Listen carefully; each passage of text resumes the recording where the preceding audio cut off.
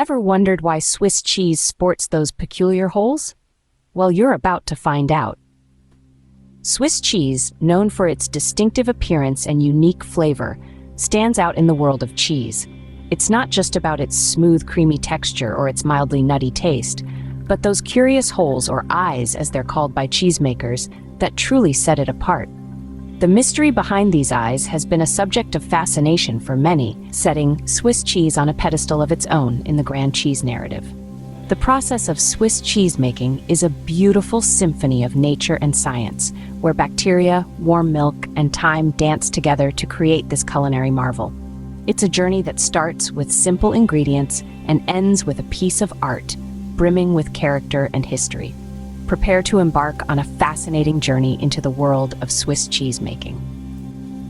Swiss cheese creation begins with the careful combination of bacteria and warm milk. The key players in this culinary symphony are cultures of the bacteria S. thermophilus, Lactobacillus, and the unique P. shermani. But it's not just any milk. For Swiss Emmentaler, one of the most popular varieties, the milk is unpasteurized, providing a raw and flavorful canvas for our bacteria trio. The warm milk acts as a hospitable environment, encouraging the bacteria to multiply and get to work. As they thrive, they start to form curds in the milk, a process akin to tiny living sculptors shaping their masterpiece from within. These curds are the very foundation of our Swiss cheese, as they will eventually be pressed into a distinctive, wheel-shaped mold. But the journey of transformation doesn't stop there. Next, the cheese wheels take a refreshing dive into a brine bath. This salty bath is not just for flavor, it helps form a thick rind around the cheese, a protective layer that will play a crucial role in the maturation process. Once the cheese has been brine-soaked, it's time for it to mature in ripening caves. These aren't just any caves, but carefully controlled environments that provide the perfect conditions for our cheese to develop its distinctive flavor and texture. It's in these caves that the cheese begins to age, and the bacteria continue their work, consuming the lactic acid and producing carbon dioxide and propionic acid. This mysterious process is what gives Swiss cheese its characteristic flavor and those iconic bubbles. But don't be fooled by their playful appearance. These bubbles are crucial to the cheese's identity. As the cheese ages, the bubbles grow larger and larger until they eventually burst, leaving behind the characteristic Swiss cheese holes, or as cheesemakers call them, eyes. But our cheese isn't quite Swiss yet. It's the aging process that brings out the magic, and it's this next step that will give our cheese its final, unmistakable Swiss identity. As the cheese ages, a marvelous transformation occurs.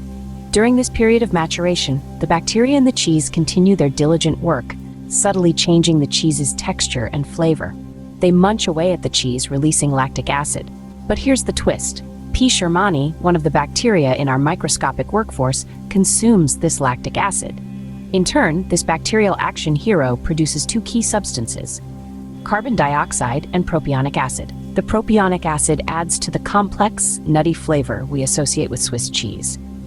The carbon dioxide, on the other hand, has nowhere to go.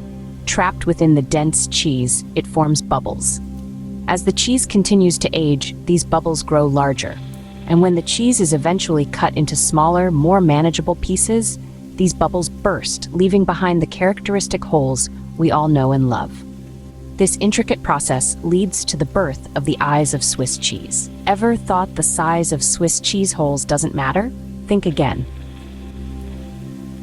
The size of these holes, or eyes as they're known in the cheese world, can be carefully manipulated by adjusting the acidity, aging time, and temperature of the cheese. This is a delicate process. A slight change can mean the difference between tiny eyes or large gaping ones. But why does the size matter?